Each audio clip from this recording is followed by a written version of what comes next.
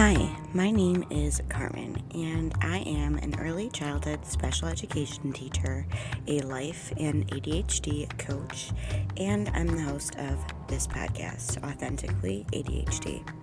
I created this podcast to help anyone wondering if they have ADHD, people who have been diagnosed for a while and want some more support and community. I'm here to bring you the latest research on ADHD and neurodiversities while we talk about the good, the bad, and the ugly of ADHD. Are you ready? Let's get started.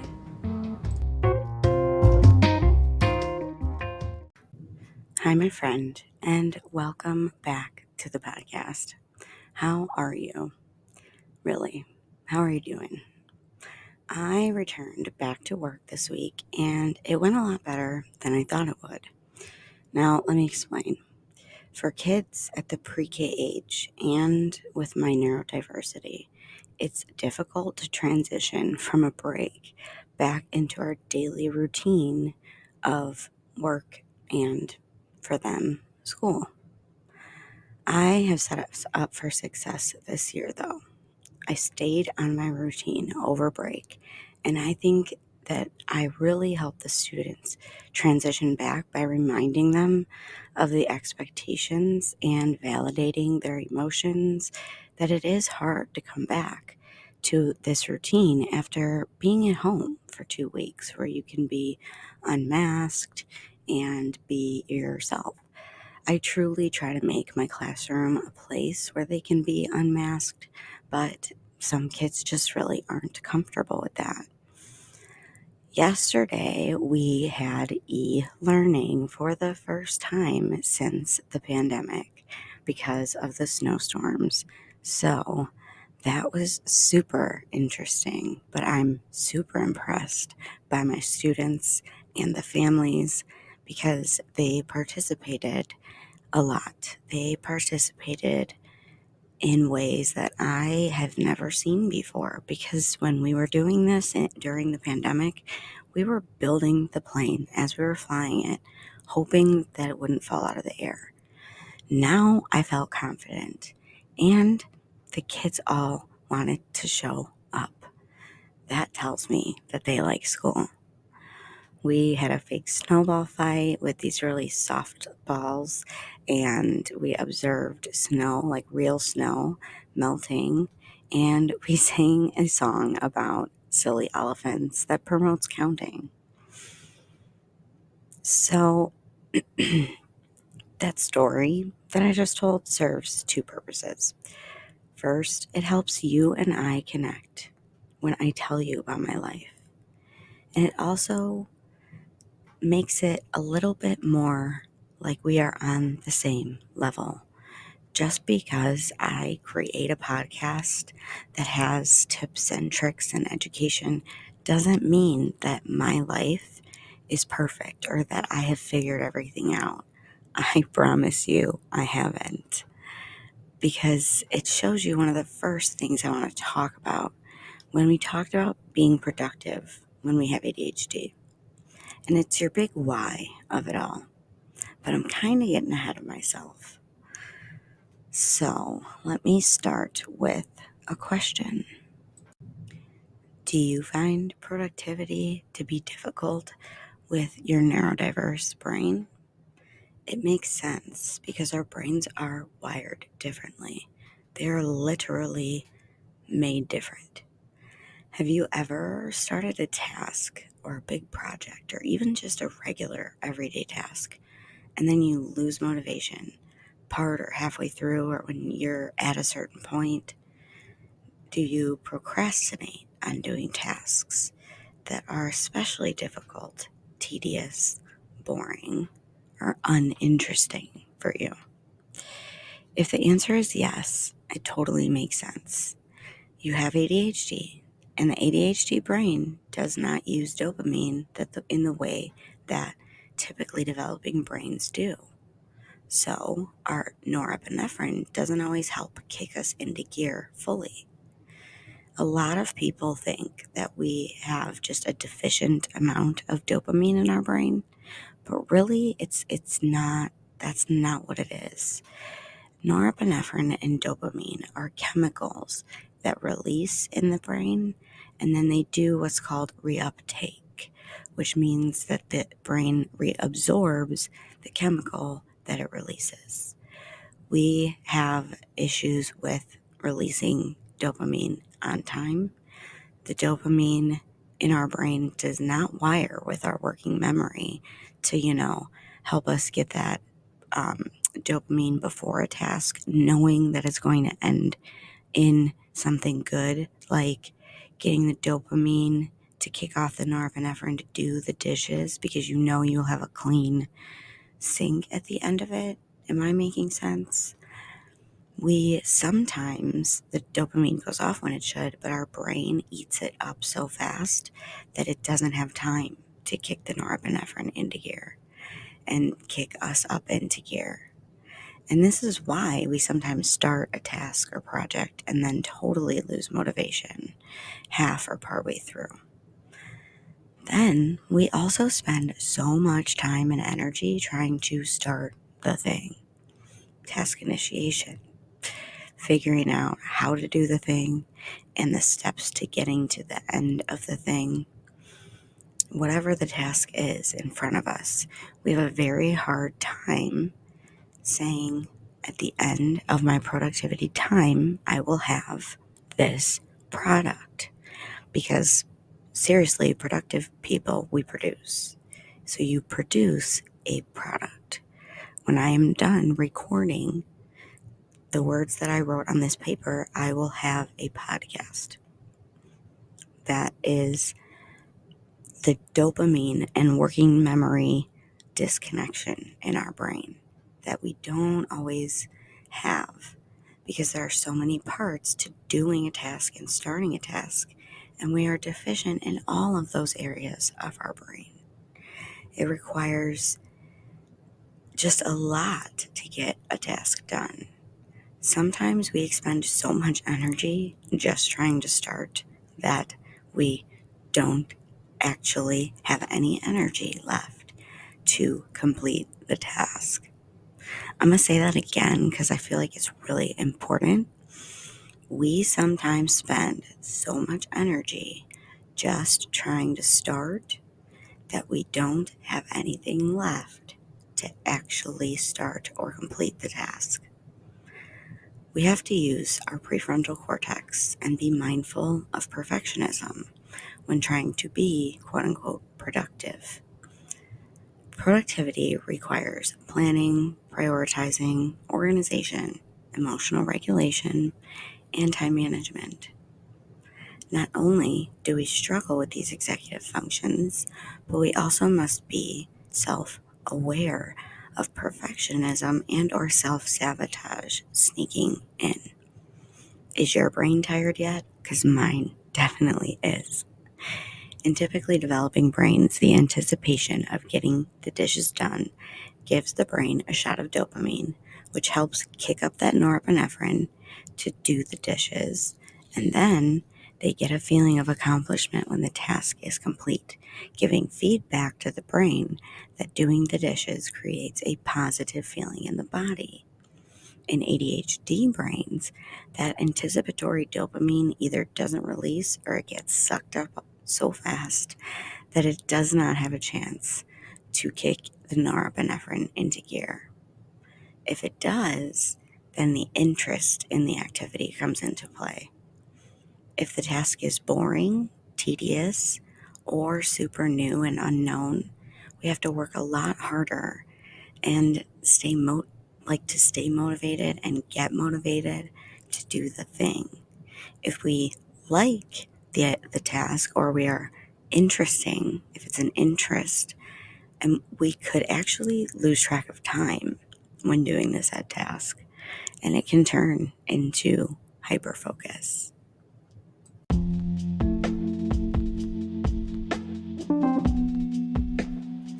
Hi, friend. Could you do me a huge favor? If you're not already, could you scroll up to the top of your podcast app and click that follow button and possibly give me a rating, and if you could, a review. It would mean so much to me and my goal to get as much information out to the people with ADHD as possible. I appreciate you so much for listening. Thank you, and let's get back to the show.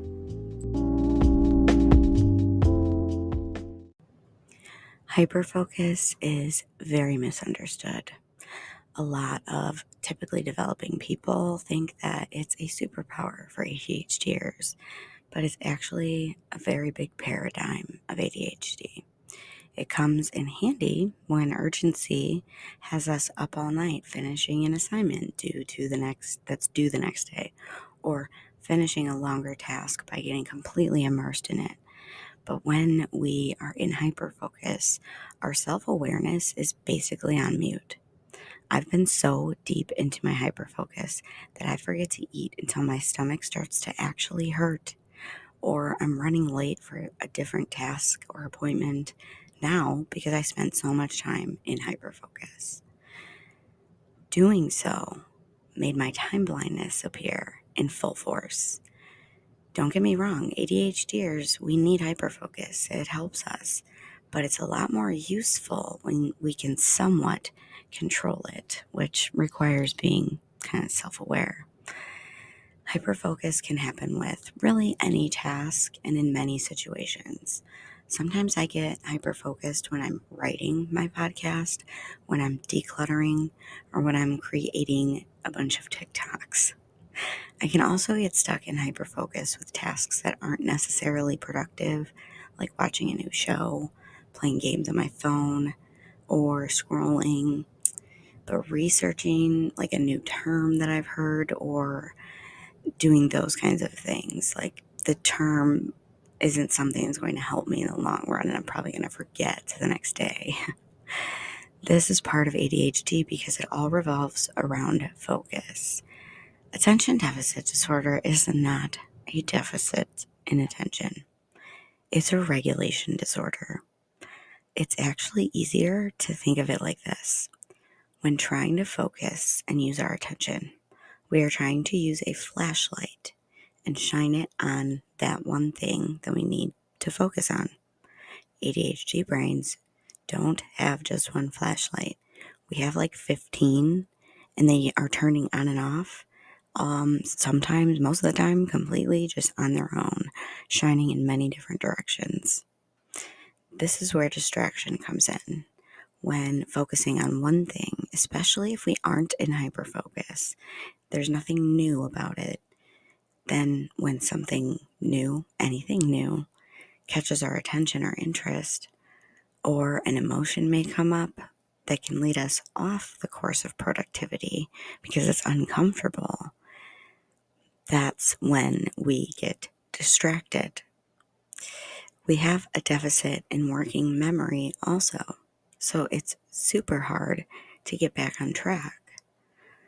I talked before about having a big why behind what you are doing and what you are trying to achieve, because it's one way to get motivated to do a task. For example, when I can't seem to get started on recording a podcast episode, I think of you guys, my listeners. My literal why is to help as many people understand their ADHD and work better with their brains rather than fighting with them, because I know how painful it is and how exhausting it is. And I want to help as many people as possible positively.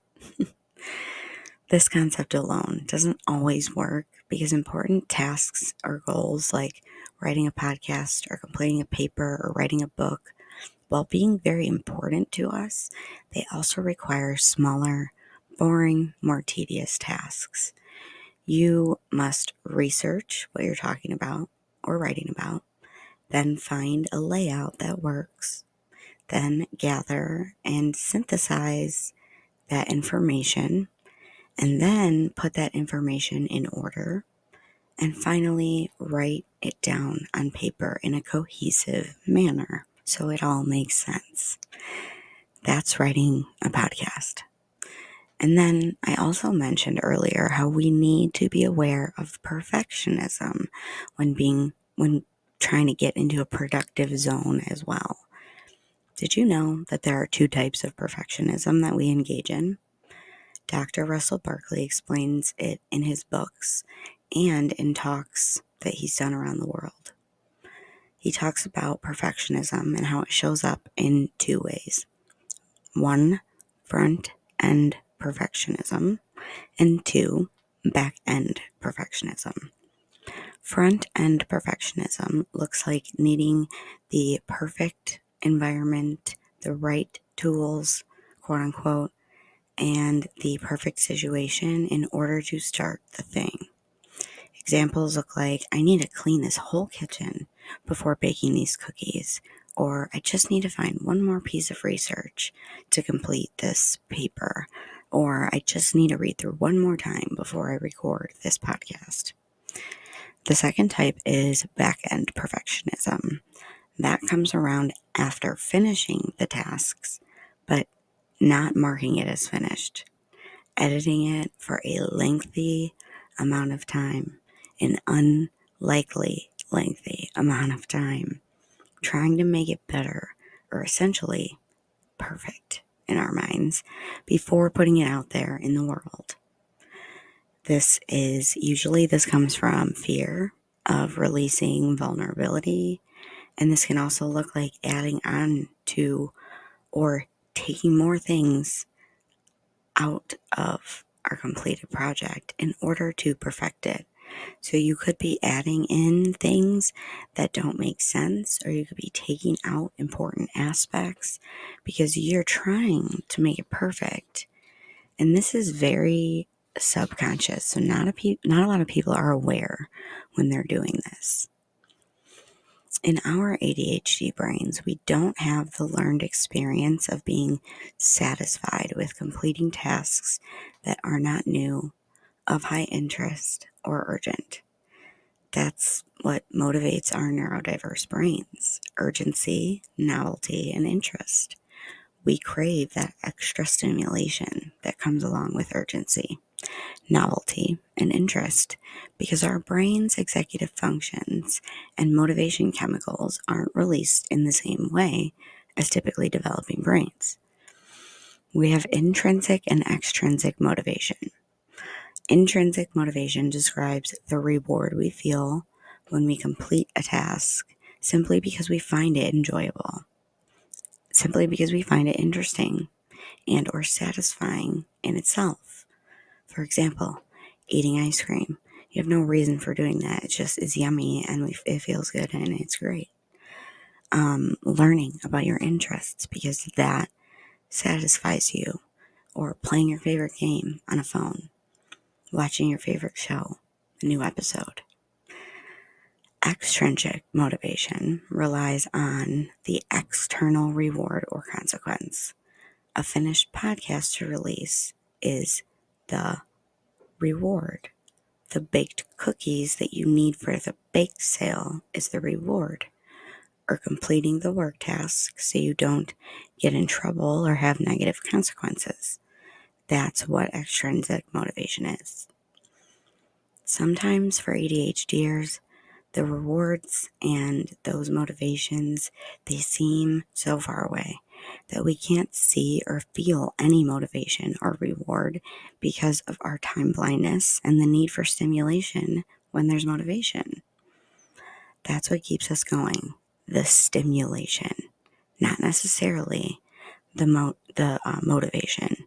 It's the stimulation, because we have interest-based, hyperactive nervous systems and brains.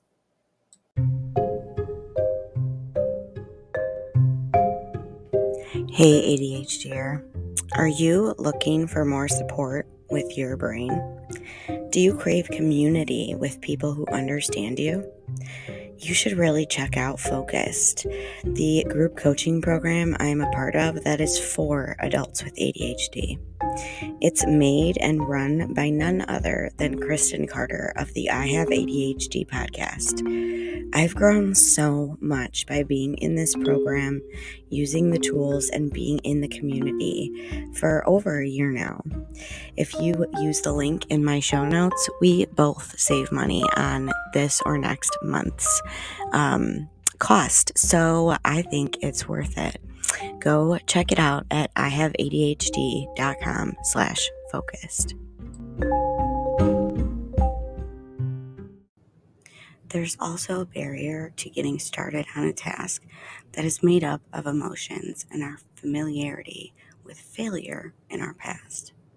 Doing a task that proves to be difficult or forces us to feel uncomfortable emotions are harder because we have to move all of those barriers, or what a lot of ADHD experts call a wall of awful. We have to move it or get through it, and we believe that we can't, that we aren't good enough, or that it's all just too much. My coach says this all the time, and I love it now that I know how to manage it. She says, thoughts are everything, period. And they are. If you look at your life right now, all of the things in your life are a production of your thoughts. Your thoughts about yourself, about time, about the task, and the emotions that go along with the task. If you often have the thought like, I'm not a productive person, you will never become a productive person. Now, please don't misunderstand me, because just thinking I am a productive person won't magically make you a productive unicorn, okay? That's way too much cognitive flexibility that our brain just can't do. It just doesn't. But changing your thoughts and your self-talk can help a ton. Talking to yourself in a kind and compassionate way, validating your emotions, and changing your thoughts to, I could become a person who is productive. I can do this for 5 minutes. I can do this for 10 minutes. These thoughts can help motivate you to get a task done because they produce more emotions like capable instead of a mess.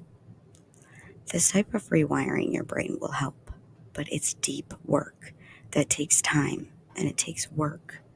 It's best done in community. So again, we are going back to self-awareness and being kind to yourself, being super important, and becoming a more quote-unquote productive person. There are ways to help you start becoming more productive while you do the work of changing your thoughts. And I have a few things that worked for me, and I'm going to share those tips with you. But first, let's talk about that guilt and shame that you feel when you don't get something done that you wanted to, or you said that you should, or you put on a list. You may not think that you are actually the one creating those emotions, but you are. If you've been a long-time listener, you know that situations trigger thoughts, which create emotions, and those emotions drive our actions. Your thoughts are so important. We cannot make positive change through guilt and shame and berating. It doesn't work like that. Not at all. So, using these tips will be helpful, but not if you are beating yourself up about all the things that you didn't get done, that you didn't, put on a list, or the thing that you put on the list that you didn't do, okay? If you wouldn't talk to your child, your best friend, or your significant other in the way that you're talking to yourself when you are shaming and berating yourself, then I wouldn't ever talk to yourself that way. Because if the answer is no, you have some work to do. Remember, you have ADHD, you have time blindness, difficulty with organization, difficulty with planning, a crappy working memory, And all of these things are required in being productive and completing tasks. So give yourself some grace, okay? We also want to make sure that we aren't trying to fantasy plan, setting a plan to get up early and do all these things, and basically just setting ourselves up for failure because the plan is a fantasy. The plan we've made actually takes much more time than the time we actually have. I mean, unless you have more time in your day, or I am not sure. Ask me how I know that this doesn't work. I've tried, and it leads right into burnout. So please try to keep your schedule constrained and realistic. Okay, are you ready for some practical tips? Let's do this. Number 1, leave yourself breadcrumbs.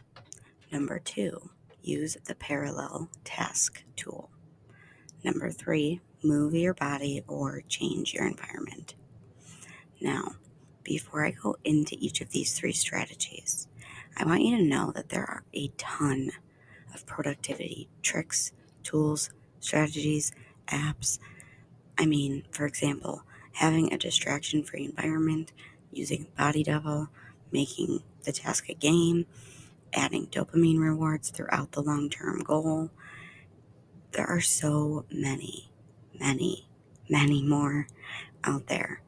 These are just 3 that work really well for me after I've tried different ways and experimenting. I've learned that these 3 things help me the most when I'm being persistent. So if you resonate with them or like them, great, try them out. If you like 1 or 2 but you don't care for the others, that's cool too. Just know, you have more than these 3 strategies to choose from. There are a ton. And you don't have to agree with me to learn from me. Okay? So the first one is leaving yourself breadcrumbs. This is a way that I get back into flow in a longer term goal or project that takes a few days, weeks, or months. An example for me is, and I know I use this a lot, but it's easy to use, is when I'm writing these episodes. Sometimes I can do 1 episode in a day, but I cannot do much else in that day. Then, because it takes up to 4 to 5 hours to brainstorm topics, choose a topic, create an outline, research, and then synthesize that research, and then use all of that to write a coherent episode that makes sense and is engaging, then recording that episode and publishing it on my platforms. That takes a long time, and that's a lot of steps. This rarely happens all in one day. This podcast was actually breadcrumbed quite a few times. So when I start, I usually set a timer, and this is for a lot of the tasks that I do because I easily fall into hyperfocus when I'm writing my podcast or doing a lot of the things that I like to do. So I set timers. I'm also very time blind, so I need clocks everywhere, and I need timers to ding to let me know like how much time has passed. So when I need to stop, I leave off at a certain point in the episode, and then I write the concepts that I want to continue writing about on a sticky note, and I put it on the page right where I left off so I can remember where I was, what I was writing about. And then I also reread probably like either the whole episode or a couple sentences right beforehand when I do this over several days so that the episode is smooth and it doesn't sound choppy. Am I making sense? Let me give you another example. Say you need to remember to write in a journal daily every morning. Your breadcrumb would look something like leaving a writing utensil in your journal by something you automatically do in the morning. Like, I get up, I immediately have to pee. Might be weird, but I would keep my journal right on the bathroom counter. If you don't want to forget about concepts in an audiobook you're listening to, Write down the chapter and the minute marker with the concept so you can go back to it. Breadcrumbing really helps the weak working memory, and since that is an area that I struggle with a lot, I find breadcrumbing to be extremely helpful because it's a visual cue to trigger your memory. The second strategy I use is helpful for those boring and tedious chores that we despise doing, such as maybe laundry, dishes, taxes, decluttering, cleaning, etc. I pair these tasks with listening to my favorite podcasts, audiobooks, and or watching my favorite show. Now, this strategy does not work for being productive when you have to actually pay attention. For example, watching a TV show or listening to a podcast when trying to do deeper work like writing a paper or doing research, things like for your job, you won't be able to focus on both of those things. Like, I can't teach my class while I'm listening to a podcast, but I can do laundry, work out, declutter, and do dishes while listening to a podcast. What this does is it adds some enjoyment to the tasks that we really hate doing. So we put them off, leaving doom piles in our paths. It adds some dopamine to the task, especially if there is a new episode to watch or listen to. ADHD brains love novelty, so that's why this strategy helps with getting those boring, tedious tasks that we need to do in our lives to improve our quality of life. This can work during a workout, while you shower, while you eat. It also helps you to know how long the thing that you're listening to or watching is. Then the strategy works in another way by helping you manage the time, as well as making the task more enjoyable. The third productivity strategy I use is exercise and changing up the environment that I'm working in. Please don't stop the podcast here because I don't necessarily mean that you need to go make a whole workout plan to improve your productivity. Doing some jumping jacks, squats, or stretching can help you regulate and recenter your brain and help set off that dopamine and norepinephrine. For me personally, I need to do a full workout, stretch, or run in the early hours of the day, or else my emotional regulation is terrible, my memory is even worse, and I have no motivation